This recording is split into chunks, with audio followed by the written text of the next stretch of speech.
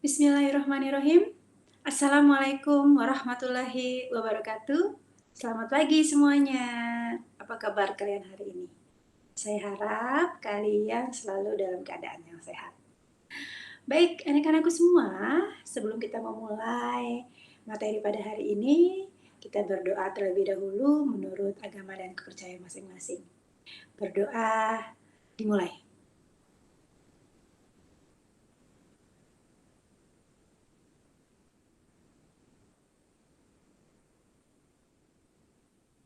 Selesai.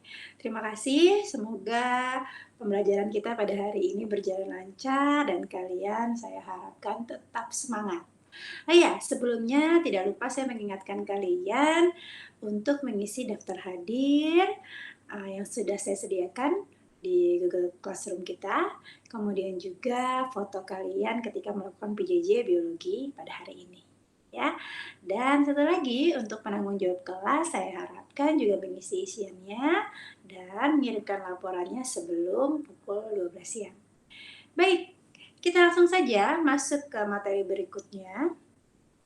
Tentunya kemarin kalian sudah mengerjakan LKPD 1.1 yang berjudul tentang faktor yang mempengaruhi pertumbuhan.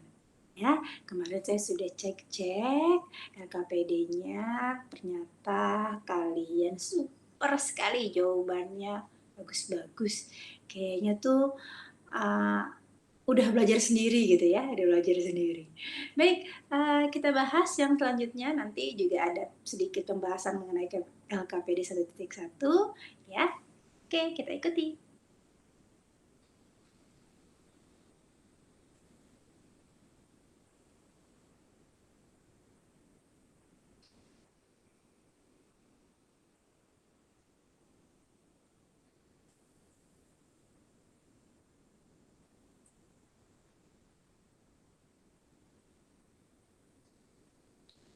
Oke, baik,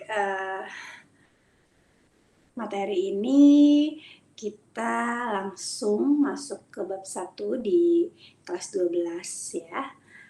Apa sih judul materinya? Oke. Jadi kita akan mempelajari pertumbuhan dan perkembangan makhluk hidup ya.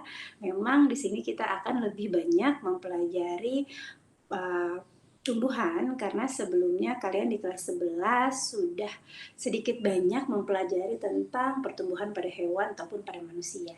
Gitu ya. Jadi di sini untuk yang hewan ataupun yang manusia saya hanya mengulas sedikit saja, tapi saya lebih banyak memberikan informasi mengenai pertumbuhan dan perkembangan tumbuhan. Baik, kalau lihat dua gambar ini ya, di atas ada gambar urutannya nih, sering banget jadi ledek-ledekan, yang mana duluan ya, telur apa ayam gitu ya. Di sini kalau mau diurutin telur dulu ya, telur, kemudian menetas jadi anak ayam, tumbuh, kemudian jadi dewasa. Jadi sebenarnya kalau dari biologi, awal mulanya itu berasal dari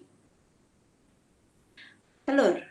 Oke, nanti jawab sendiri setelah kalian tuntas mempelajari materi ini ya.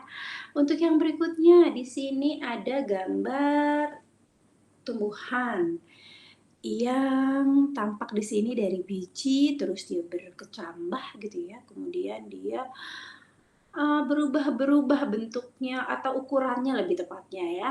Oke, nah menurut kalian dari dua gambar ini apa sih proses yang terjadi? Oke, tentunya kalian kemarin sudah berusaha menjawab di LKPD 1.1 ya.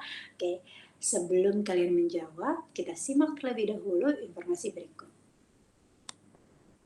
Baik, IPK kita atau indikator atau tujuan yang harus kalian capai ketika mempelajari bab ini adalah pertama, kalian harus mampu membedakan antara konsep apa yang dimaksud dengan pertumbuhan, apa juga yang dimaksud dengan perkembangan. Ya, karena biasanya antara pertumbuhan dan perkembangan itu selalu disandingkan. Oh iya, anak itu sudah mengalami tumbuh kembang seperti itu ya. Jadi selalu disamakan, maksudnya selalu disetarakan. Ketika dia tumbuh, dia berkembang, kira-kira seperti itu. Kemudian yang kedua, kalian mampu menganalisa faktor-faktor eksternal yang mempengaruhi pertumbuhan. Ya, jadi ini kemarin, pertemuan berikutnya gitu ya, kita akan cek videonya ya. Kemudian kalian menarik kesimpulan berdasarkan data, berupa grafik dan tabel atau tabel. Kemudian merencanakan percobaan pengaruh faktor eksternal, ini hanya merencanakan, sebenarnya tuntutan kalian sampai melakukan percobaan, tapi hanya karena kita terkendala waktu, materi kalian padat sekali, jadi saya plot hanya di perencanaan saja. Kemudian yang kelima, kalian mampu mengaitkan antara faktor internal dengan faktor eksternal pertumbuhan. Yang keenam, di penghujung acara, tepatnya di tatap maya kita yang ketiga, kalian mempresentasikan hasil rancangan percobaan kalian ya. Yang di nomor 4, kalian presentasikan di nomor 6 ini besok, minggu depannya. Oke. Tentunya gambar ini tidak asing buat kalian karena kemarin nampaknya muncul di LKPD ya. Jadi sebenarnya proses apa sih yang terjadi gitu ya. Di sini ada balita, anak-anak, remaja, kemudian di sini ada usia 20 tahun dan seterusnya. Menurut kalian, dari gambar yang disajikan ini dan menurut kalian yang sudah mengerjakan LKPD, apakah ini hanya mengalami pertumbuhan saja? Ataukah mengalami pertumbuhan dan perkembangan? Ya, oke. Jadi istilah tumbuh, ada istilah seperti ini. Bawa iklan dikit nggak apa-apa ya. Tumbuh itu ke atas, bukan ke samping katanya gitu. Artinya pertumbuhan itu ada yang sifatnya vertikal, ada yang sifatnya horizontal. Pertumbuhan artinya ada perubahan jumlah, entah atau perubahan ukuran atau perubahan massa gitu ya, jadi sehingga menyebabkan manusia ini lebih tinggi gitu. Pahami dari situ ya. Oke. Sedangkan kalau perkembangan ditandai oleh pematangan suatu fungsi, entah itu fungsi organ, fungsi hormon gitu ya. Jadi kalau dari gambar ini, siklus manusia ini menunjukkan kalau manusia mengalami pertumbuhan, ditandai dari balita yang tingginya tidak terlalu tinggi gitu ya, yang belum bisa berdiri, kemudian dia tumbuh terus sampai usianya 20 tahun. Kemudian di sini juga ditandai dia mengalami perkembangan. Tahu dari mana perkembangan? Karena ada fungsi hormon yang akhirnya dikeluarkan, mengalami perkembangan, mengalami pematangan fungsi. Di sini ditunjukkan dari munculnya kumis. Ya, jadi kumis adalah bentuk dari produk ya, pertumbuhan yang sekunder, artinya nanti akan mengalami perkembangan lebih lanjut, pematangan fungsi hormon kelaki-lakian. Ya tentunya kalian masih ingat hormon kelaki-lakian ya. Jadi kenapa dia dikatakan perkembangan? Karena dia mengalami pematangan fungsi. Oke, kita lanjut. Pengertian pertumbuhan dan perkembangan. Oke, ini tadi saya sudah jelaskan, cuma ini saya sederhanakan kembali. Untuk pertumbuhan, apa sih yang dimaksud dengan pertumbuhan? Pertumbuhan itu adalah pertambahan substansi sel, ya. Jadi selnya itu akan berubah volume, berubah bentuk, gitu ya. Kalau untuk sel pada sel pada tumbuhan tuh lebih banyak variasi bentuknya gitu. Mungkin kalian masih ingat waktu kelas 11 kemarin ada istilah diferensiasi, artinya alih fungsi gitu ya. Nah, pertumbuhan ini sifatnya irreversible, artinya tidak bisa balik. Jadi kalau kalian sudah tinggi 160, tidak lagi kalian menyusut menjadi 100 atau kurang dari 100 karena pertumbuhan tidak bisa balik, gitu ya. Jadi ini ada clue-cluenya supaya kalian mudah memahami apa yang dimaksud dengan pertumbuhan. Sedangkan perkembangan, tadi saya juga sudah jelaskan di gambar ya, kalau perkembangan itu adalah proses pematangan suatu fungsi organ. Jadi organnya bisa apa aja, kalau dia pada tumbuhan berarti yang tadinya nggak bisa membentuk bunga jadi bikin bunga.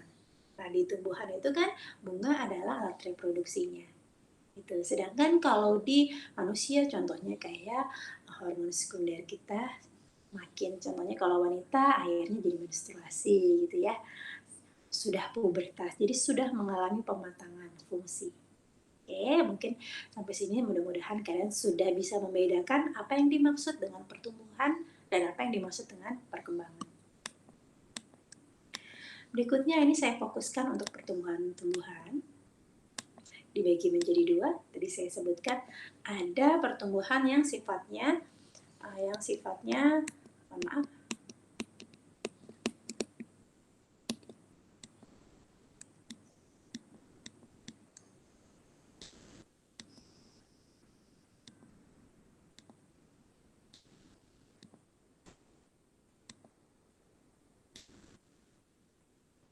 maaf ya. Oke, jadi pertumbuhan pada tumbuhan kita sebut dengan kita bagi menjadi dua macam. Ada pertumbuhan primer dan ada pertumbuhan sekunder.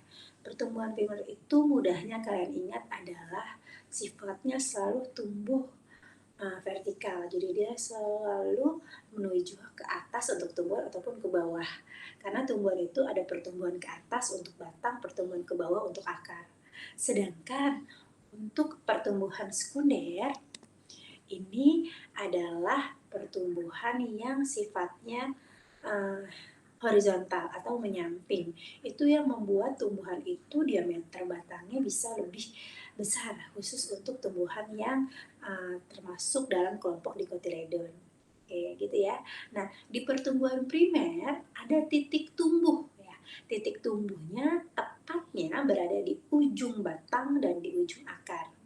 Ya, dan di sini juga punya 3 jenis jaringan yang memiliki karakteristik yang sangat unik. Kenapa? Karena terus mengalami pembelahan. Tentunya masih ingat, jaringan yang selalu melakukan pembelahan ada jaringan meristem. Tapi untuk pertumbuhan primer, meristemnya ini khusus apikal. Apikal artinya di ujung batang ataupun ujung akar. Ya, di sini ada jaringannya protoderm, meristem dasar, dan prokambium. Protoderm ini yang nanti dalam perkembangannya dia akan menjadi epidermis. Kemudian meristem dasar dalam perkembangannya dia akan menjadi parenkim atau jaringan dasar. Dan yang terakhir yang prokambium dalam perkembangannya akan menjadi kambium yang menguatkan batang. Gitu ya kira-kira. Kemudian untuk pertumbuhan sekunder, meristem yang berperan adalah meristem lateral, meristem yang adanya di samping, jadi bikin diameter pohon itu makin besar gitu ya. Ada yang disebut lingkaran tahun kayak gitu ya. Seperti itu kira-kira. Kita lanjut. Nah, ini gambar sederhana saja mengenai pertumbuhan primer dan sekunder. Jadi pertumbuhan primer di sini dikasih contoh gambarnya adalah tanaman jagung. Karena tanaman jagung adalah tumbuhan monokotil, dia tidak mengalami pembentukan kambium. Jadi dia hanya sampai prokambium saja. Ya, kemudian juga akarnya serabut gitu ya. Dan yang sebelahnya pertumbuhan sekunder, sini ada contohnya pohon besar beringin dengan diameter yang jauh lebih besar batangnya dan perhatikan akarnya juga lebih lebat. Kemudian ini adalah akar tunggang ya. Selanjutnya kita perhatikan di sini ini adalah sebenarnya ini ketika kalau kita ada di sekolah kita bisa lihat langsung di bawah mikroskop. Ini adalah potongan membujur dari ujung atau pucuk daun yang di atas gitu ya dan ujung batang. Jadi ini ada ujung batang yang atas dan ujung akar yang bawah ya. Nah, di ujung atas yang kita sebut pucuk itu di sini ditunjukkan bagian-bagian jaringan yang tadi berperan di pertumbuhan primer. ada meristem apikal tadi ya, jadi ada protoderm, prokambium, dan ada meristem dasar. Kalau kalian perhatikan posisinya gitu ya, posisinya itu yang paling luar adalah yang protoderm karena memang nanti akan berkembang menjadi epidermis gitu ya. Sedangkan yang di bagian bawah juga sama halnya gitu. Nah, ini tepatnya di ujung akar mengalami pertumbuhan primer. Bagian-bagiannya sama ya. 3 jaringan penting tadi sama posisinya. Baik, kita lanjut. Oke, di sini hanya saya mau menambahkan, mohon maaf gambarnya tulisannya kurang jelas tapi saya jelaskan. Di sini ada zona-zona di akar, ada 3 zona. Paling bawah sebelum tudung akar terdapat namanya zona pembelahan. Artinya di bagian tersebut selnya fungsinya hanya untuk membelah, jadi hanya untuk memperbanyak diri. Dan zona di atasnya adalah zona pemanjangan. Sel ini fungsinya untuk memanjang, jadi secara vertikal memanjang ke atas. Ini yang membuat tumbuhan itu tampak lebih tinggi dari hari ke hari. Yang ketiga, zona setelahnya adalah zona pematangan atau di sini terjadi alih fungsi atau diferensiasi. Kalian kenal istilah ini di pelajaran jaringan waktu kelas 11 lalu ya.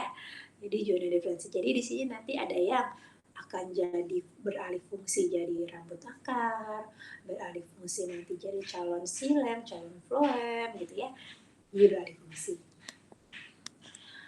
Oke, berikutnya ini untuk yang pertemuan sekunder. Pertemuan sekunder itu kita perhatikan di bagian ujung batang, tengah batang, dan pangkal batang. Sebenarnya komposisinya sama saja, ada pelur, silem, kambium pembuluh, dan floem gitu ya. Hanya saja ketika batangnya sudah makin ke pangkal paling bawah, berarti diameternya akan lebih besar.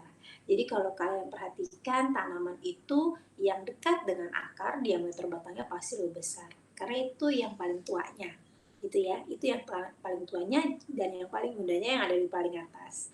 Oke, nah di sini ada perubahan di bagian yang dekat pangkal itu, ada yang namanya silem sekunder dan floem sekunder. Nah, istilah ini juga tentunya sudah kalian pelajari ketika kalian kelas 11 lalu. Oke ya, saya hanya mengingatkan ulang saja antara letak silem, ya, letak silem primer dan silem sekunder. Jadi urutannya kalau dari bagian sebelah dalam adalah silem primer, silem sekunder, floem sekunder, floem primer. Jadi urutannya seperti itu ya. Nah, antara silem sekunder dengan floem sekunder dibatasi oleh kambium pembuluh atau jaringan yang fungsinya memang untuk memperbesar diameter batang. Kita lanjut di perkecambahan ya. Kalau ngomongin perkecambahan, anak-anak suka bilang celetuk nih kalau di kelas ya. Toge, Bu. Iya, betul. Toge itu adalah kecambah, bukan nama suatu tanaman. Ya. Jadi, tapi yang biasa kalian makan itu adalah kecambah dari kacang hijau. Yang biasa kalian makan toge yang pendek ataupun toge yang sedang itu adalah kecambah dari kacang hijau. Sedangkan ada toge yang ukurannya lebih panjang, itu adalah kecambah dari kedelai. Karena kedelai memang mempunyai cadangan makanan lebih banyak dibandingkan kacang hijau. Nah, sebenarnya apa sih yang menyebabkan perkecambahan pada tanaman? Ya, kita perhatikan. Oke. Yang mengakibatkan awal mulanya biji itu bisa berkecambah adalah gitu ya, terhentinya istilah, ini ada istilah dormansi. Terhentinya dormansi biji. Apa sih dormansi biji? Dormansi biji itu adalah fase istirahat bagi tumbuhan dalam bentuk biji. Kenapa dia bisa istirahat? Karena metabolisme yang terjadi di individu itu hampir dikatakan nol, tidak aktif. Beda dengan fase istirahat pada hewan, kita kenal dengan istilah hibernasi. Dia tidak nol, tapi sangat kecil. metabolismenya sangat kecil gitu ya. Jadi ya di tumbuhan kita kenal dengan istilah dormansi, di hewan kita kenal dengan istilah hibernasi. Lanjut dulu. Oke, ini prosesnya urutannya. Yang pertama adalah imbibisi. Apa sih imbibisi? Ini adalah pencetus perkecambahan. Artinya ini yang menjadi pemicu biji itu berkecambah. Namanya adalah imbibisi. Imbibisi adalah proses masuknya air ke dalam biji. Ya, imbibisi adalah proses masuknya air ke dalam biji. Kemudian ketika air masuk ke dalam biji, dormansi terhenti. Kenapa dormansinya bisa terhenti? Karena ada aktivitas enzim yang mengaktifkan metabolisme, juga hormon pertumbuhan yang kita kenal dengan gibberellin, atau mungkin kalian baru tahu namanya gibberellin. Gibberellin adalah hormon yang menghentikan dormansi biji. Oke, kemudian ketika terjadi aktivitas metabolisme, terjadi proses pembelahan. Pembelahan berarti perbanyakan selnya ya. Sel yang di mana sih, Bu? Sel yang di dalam biji. Jadi, kalau kalian kenal biji, misalnya yang gampang adalah biji kacang tanah yang bisa dibelah dua. Ya, nah nanti kita lihat strukturnya. Satu biji itu terdapat satu calon individu dan cadangan makanan berupa kotiledon yang dibungkus menjadi kotiledon. Cadangan makanan sendiri kita sebut dengan endosperm. Ya. Nah, ketika terjadi reaksi metabolisme, kemudian tercetuslah pembelahan sel, pemanjangan sel gitu ya, sehingga dilanjutkan menjadi diferensiasi alih fungsi. Yang tadinya cuma calon makhluk hidup aja, ini sudah jadi calon akar gitu ya. Ya, calon batang, calon daun didiferensiasi. Kemudian dilanjutkan ke fase berikutnya organogenesis, pembentukan organ. Jadi sudah terbentuk akarnya, batangnya, dan daunnya di dalam biji. Kita perhatikan ya. Oke, sebelum kita masuk ke struktur, kita lihat dulu faktor apa yang mempengaruhi perkecambahan dari yang tadi saya informasikan. Yang pertama adalah air, karena pencetusnya adalah proses imbibisi, masuknya air ke dalam biji. Kemudian oksigen. Kenapa? Karena untuk mengoksidasi makanan, di dalam kotiledon itu kita butuh senyawa oksidan, yaitu oksigen. Kemudian suhu ya, suhu. Jadi kalau kalian mau mempercepat perkecambahan, taruhlah biji itu di suhu yang relatif rendah. Berarti kalau suhu relatif rendah, cahaya juga rendah. Artinya di tempat yang gelap, gitu ya. Di sini saya kasih tambahan karena ada pengaruh hormon auksin. Hormon auksin itu mudah sekali mengalami kerusakan pada intensitas cahaya tinggi. Untuk apa sih hormon auksin? Hormon auksin itu fungsinya untuk pemanjangan. Ya, kalau tadi gibberellin fungsinya untuk menghentikan dormansi. Kita lanjutkan. Oke, struktur biji dikotil dan monokotil. Oke. Di sini untuk yang dikotil tentunya kalian sudah lebih banyak kenal seperti kacang-kacangan ya, ada kacang tanah, kacang kedelai, kacang hijau, itu adalah contoh-contoh biji-bijian dikotiledon yang ketika kita belah dua, kanan kirinya sama. Gitu ya. Jadi ada dua kotiledon, ada dua cadangan makanan pastinya ya, dan itu terdiri dari hipokotil dan radikula. Selanjutnya, untuk tanaman monokotil, dia hanya memiliki satu kotiledon. Contohnya pada tanaman jagung, Biji jagung perhatikan yang warna kuning itu, kalau kalian perhatikan warna kuningnya, bagian bawahnya ada kuning mudanya. Kuning muda atau lebih ke putih-putihan itu adalah calon jagung barunya. Sedangkan kuning yang besar itu adalah kotiledonnya atau cadangan makanannya. Nah, itu terdiri dari koleoreza atau penutup radikula dan koleoptil pembungkus plumula. Itu ya. Kita lihat gambarnya. Oke, masih ada ternyata. Ada epikotil dan plumula. Struktur biji. Oke, ini contohnya untuk yang tumbuhan monokotil. Di sini ada jagung seperti yang tadi saya informasikan, gitu ya. Ada bagian yang menjadi calon jagung baru. Di sini yang berwarna hijau, yang terdiri tadi dari koleoptil dengan kleoriza, calon akar dan calon batang. Ya. Kemudian di sini juga ada radikula. Nah, radikulanya ini yang disebut dengan, mohon maaf, calon akarnya, sedangkan koleoriza adalah pembungkusnya. Nah, koleoptil itu adalah pembungkusnya, plumula itu adalah calonnya. Ya, calon si batang dan daunnya. Sedangkan untuk di tumbuhan dikotil, di sini tampak belahnya atau kotiledonnya terdiri dari dua, dan dia di sini ada epikotil dan hipokotil. Apa sih epikotil gitu ya? Epikotil adalah bagian yang berada di atas kotiledon, sedangkan hipokotil yang berada di bawah kotiledon. Nanti kita akan lihat lebih jelasnya ketika proses perkecambahan. Oke. Nah, ini dia yang tadi saya informasikan mengenai epikotil dengan hipokotil. Epikotil nanti ketika dia tumbuh, dia berada di atas, lihat di pojok kanan atas ya. Dia epikotil itu adanya di atas kotiledon, sedangkan hipokotil berada di bawah kotiledon. Jadi kotiledonnya itu yang nanti kalau di toge itu yang warna kuningnya itu kebuka jadi dua, itu namanya epikotil.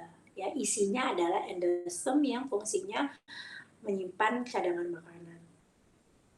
Kemudian di sini ada dua tipe perkecambahan, ada epigeal dengan hipogeal. Yang apa sih yang membedakan gitu ya? Kalau yang epigeal berarti yang hipogeal yang lebih banyak yang hipokotilnya. Jadi kalau kalian juga masih bingung gitu ya, kalau kalian masih bingung, mudahnya adalah kalau epikotil, kotiledonnya terangkat ke atas permukaan tanah.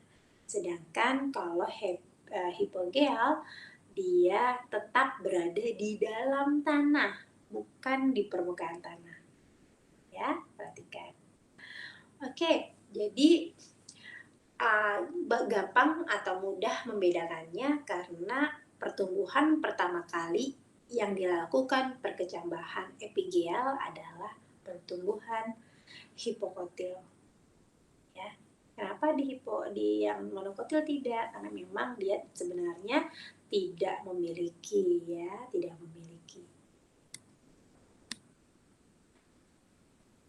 tipe perkecambahan. Oke, ini tadi sudah saya informasikan, ini hanya tambahan saja. Kalau nanti kalian lupa dengan pernyataan saya, kalian boleh baca lagi di sini ya. Oke, ini juga lebih jelasnya. Ini jelas ya, untuk gambar A, kotiledonnya terangkat karena pertama kali yang tumbuh adalah si hipokotil. Ya, yang pertama kali tumbuh adalah hipokotil. Bagian yang berada di bawah kotiledon tumbuh terlebih dahulu. Sedangkan kalau diperhatikan yang B, bagian itu yang tumbuh adalah yang epikotil, gitu ya. Jadi kalau perkecambahan epigeal, yang tumbuh pertama kali adalah yang hipokotil. Sedangkan perkecambahan yang terjadi di hipogeal yang tumbuh lebih dulu adalah yang epikotil. Faktor yang mempengaruhi pertumbuhan. Ada faktor internal, ada juga faktor eksternal. Ini juga kalian tentunya sudah kalian kerjakan di LKPD kemarin ya 1.1, tapi di situ saya menampilkan hanya satu saja gitu ya. Faktor internal terdiri dari hormon dan genetik, faktor eksternalnya terdiri dari nutrisi, cahaya, temperatur, dan kelembaban. Faktor internal tadi ada dua ya, ada gen dan ada hormon. Gen artinya ketika manusia mengalami pertumbuhan, ada yang bilang, Bu, saya kayaknya nggak bisa tinggi lagi deh, Bu, gitu. Oke, karena memang ada faktor gen. Tetapi tetap masih punya kesempatan karena masih ada yang namanya hormon. Ya, ada hormon pertumbuhan. Nah, untuk tumbuhan di sini saya jelaskan ada 6 jenis hormon pertumbuhan ya. Ada auksin, giberelin, tadi sudah sedikit kita sama-sama dengarkan penjelasannya. Kemudian ada asam absisat, ada etilen, sitokinin, dan kalin. Ada satu lagi sebenarnya asam tromalin nih ya. Pertama auksin. Oke, di sini ada gambar ujung batang deh. Perhatikan gambar 1, 2, 3, 4. Ya. Perhatikan mataharinya posisinya di mana, kemudian dia seolah-olah mengikuti cahaya matahari ya. Pernah nggak lihat bunga matahari itu selalu ngikutin, atau nggak usah bunga matahari deh, ketika kalian melakukan perkecambahan seolah-olah ya itu batangnya selalu ngikutin kemana munculnya si matahari. Oke, kenapa sih gitu ya? Oke. Hormon auksin ini sebagai informasi saja pertama kali ditemukan oleh Friedrich August Ferdinand Wendt ya. Dan sebelumnya saat itu ditemukan pada kecambah gandum. Kita biasa sebut kalau di biologi dengan IAA. Jadi kalau ada istilah IAA berarti kita lagi ngomongin hormon auksin. Nah, apa sih fungsinya? Yang pertama adalah merangsang perpanjangan sel batang ya, dan menghambat perpanjangan sel akar. Perhatikan. Kemudian merangsang pertumbuhan akar lateral atau akar selabut ya, rambut-rambut akar itu, sehingga meningkatkan penyerapan air dan mineral. Jadi dia bukan akar yang tambah panjang, tapi memunculkan akar-akar baru yang sifatnya ke samping, bukan ke bawah. Kemudian mempercepat aktivitas pembelahan sel, khusus untuk titik tumbuh kambium, sehingga mempercepat pertumbuhan jaringan vaskuler sekunder. Jadi yang tadi ada jaringan primer sekunder dan jaringan primer sekunder. Dan ini juga yang menyebabkan diferensiasi sel menjadi silem. Tentunya yang penting banget perlu kalian ketahui, dia merangsang pembentukan bunga dan buah. Tapi biasanya ini diimbangi oleh etilen.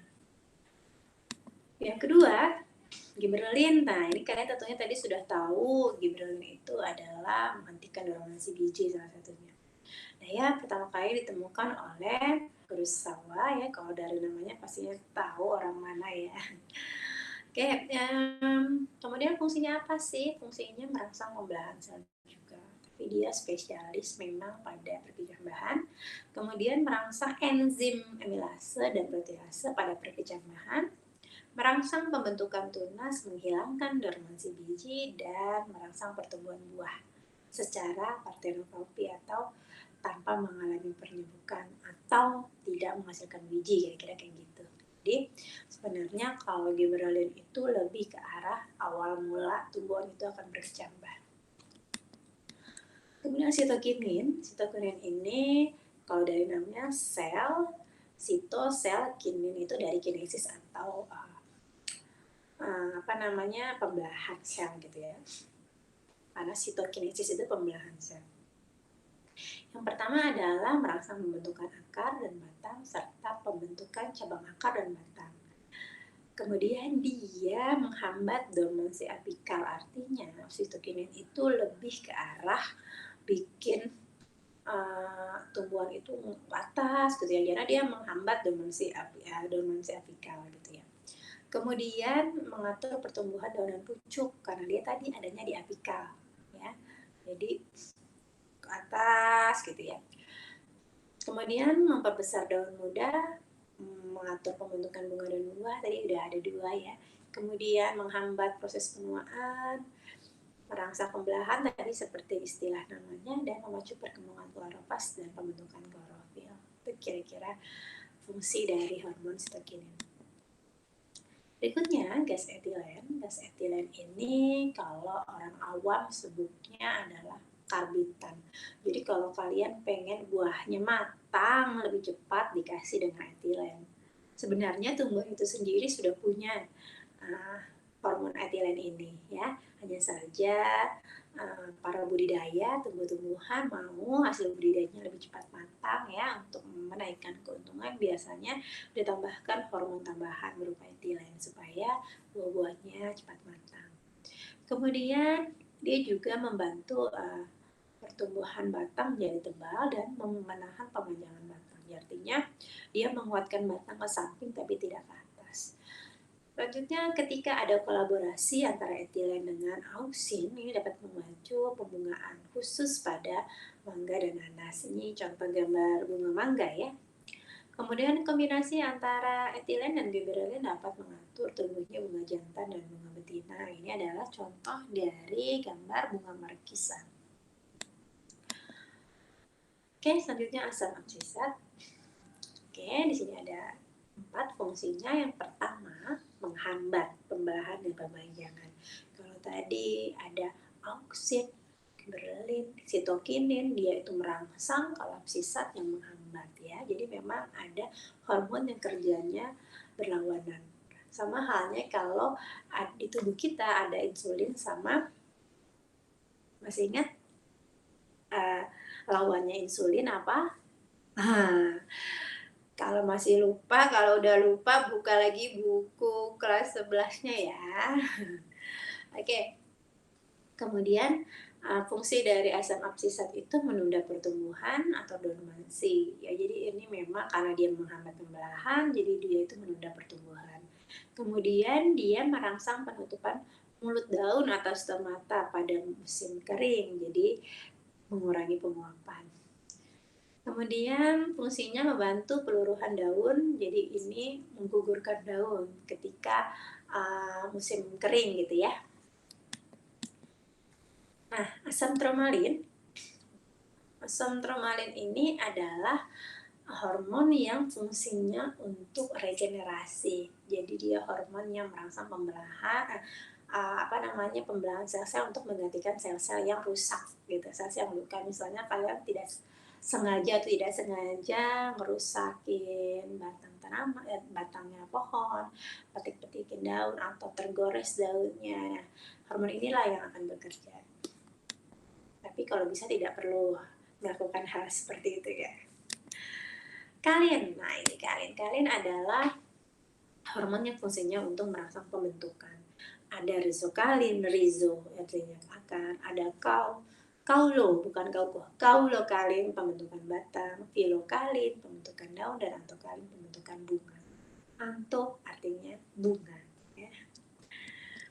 Kemudian kita perhatikan ada gambar pohon ya, pohon besar sekali, kemudian ada cahaya matahari dan apa nih, ada karbon dioksida, magnesium, fosfat, air, zinc ya, nitrat, besi gitu ya. Kita sedang membicarakan ada faktor eksternal, faktor yang berasal dari luar tubuh yang mempengaruhi pertumbuhan. Ada apa aja? Suhu, kelembaban udara, unsur hara ya, udara, cahaya tentunya, faktor X dan tanah. Faktor X itu bisa dari manusia ataupun dari hewan sekitar. Oke, kita lihat lagi. Perhatikan gambar di bawah ini. Sebenarnya apa sih yang menyebabkan perbedaan? Ya, di tempat gelap dia lebih tinggi loh tanamannya, sedangkan di tempat terang dia lebih pendek. Ada yang tahu jawabannya? Nanti sama-sama kita diskusikan di forum diskusi Google Classroom kita ya. Yang jawabannya bagus, saya kasih bintang 10 ya. Saya kasih bintang 10 untuk bab ini. Tentunya kalian sudah tahu mekanisme bintang ya, yang nanti akan diakumulasi. Oke, silahkan mencari tahu. Oke, saya sedikit mengulas, saya seperti yang saya informasikan di awal, saya untuk hewan dan untuk manusia hanya mengulas sedikit saja untuk pertumbuhan dan perkembangannya. Tentunya kalian semua sudah tahu kalau kita itu berasal dari peleburan dua sel. Peleburan sel telur dan sel sperma melebur jadi satu yang kita sebut dengan zigot ya. Dan kemudian dalam tahapannya zigot ini membelah menjadi 2, 4 dan seterusnya hingga membentuk yang kita sebut fetus atau janin ya. Nah, tentunya di kelas 11 kalian sudah tahu banget prosesnya dari morula, blastula, gastrula gitu ya prosesnya, kemudian sampai nanti kalian tahu zona animal dan sebagainya ya. Sampai mungkin kalian diinformasikan kepada gurunya kalau pertama kali yang dibentuk gitu kita ada jaringan saraf. Oke. Ini kira-kira contoh sederhana dan saya yakin kalian sudah biasa banget lihat gambar ini gitu ya. Jadi memang dulu kita itu kecil banget, bahkan tidak bisa terlihat oleh mata biasa. Karena memang adanya di dalamnya. Kalian semuanya produk konvensional ya, bukan produk modern. Artinya produk bayi tabungan, bioteknologi modern. Nah, artinya kita memang hasil dari fertilisasi di dalam tubuh ya, bukan dari luar tubuh. Seperti ini kira-kira bentukannya, dan kita hanya kayak bola yang isinya air awalnya ketika kita masih di fase blastula yang sudah mengalami pembentukan blastosol. Kemudian mengalami invaginasi jadi gastrula gitu ya, yang nanti di gastrula ini akan membentuk 3 lapisan embrionik yang kita sebut dengan ektoderm, mesoderm, dan endoderm. Karena sebelumnya ketika fasenya masih blastula kita hanya punya 2 lapisan, yaitu ektoderm dengan endoderm. Buat apa sih lapisan-lapisan itu ya? Perhatikan, kita hanya terdiri dari 3 lapisan awalnya. Mulai dari satu sel, banyak sel, kemudian membentuk menjadi 3 lapisan. Nah, 3 lapisan itu nanti akan berkembang menjadi bagian-bagian tubuh yang bisa kalian lihat sekarang dan berkembang sampai saat ini kalian dewasa, udah remaja, dewasa, dan remaja tingkat atas. Nah, itu adalah bentuk kekuasaan Tuhan, kekuasaan Allah gitu ya, yang seharusnya menjadikan kita makhluk yang terus bersyukur dan terus belajar ya. Bagaimana bisa satu sel jadi segitu banyak sel gitu ya, dan bisa kalian sebesar ini gitu ya. Kayak ini fetus sudah ada plasentanya ya. Jadi ini memang sudah jadi, dan sebenarnya ketika tadi dari 3 lapisan kalian itu cuma kayak koma sebenarnya, jadi cuma kayak koma nempel gitu, kecil sekali. Oke, kita lihat lapisan embrionik nih, dia akan menjadi apa saja. Yang pertama ektoderm. Ektoderm itu yang bagian luar. Dia akan membentuk jaringan epidermis kulit, kemudian kelenjar keringat termasuk folikelnya. Kemudian dia juga akan membentuk syaraf dan sistem sensorik. Sensorik berarti yang menerima rangsang gitu ya. Kemudian ini juga yang membuat gigi kita semuanya. Dan kelenjar. Kelenjar ini kelenjar yang hormonal. Kemudian yang mesoderm itu jadi dermis, jadi bawah kulit, ada di bawah epidermis ada yang namanya dermis, lapisan lebih dalam.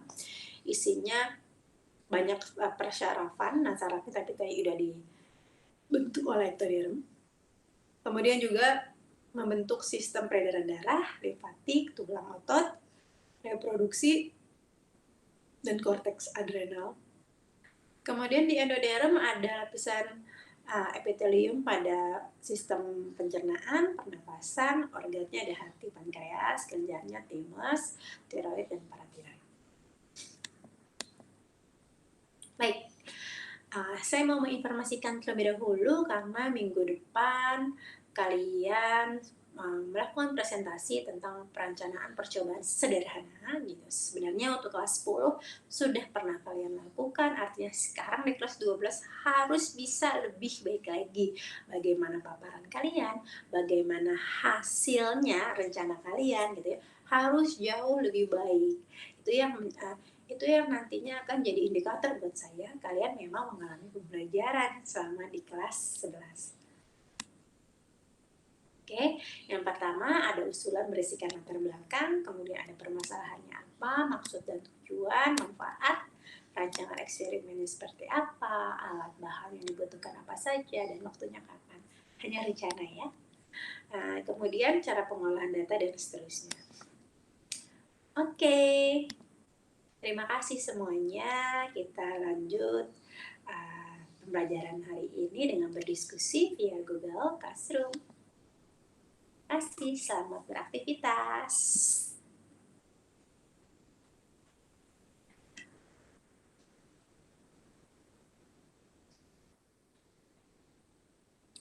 Baik, anak-anak semua, saya sudah menjelaskan materinya. Kalian nanti lanjutkan kegiatan pembelajaran kita pada hari ini. Saya tutup materinya.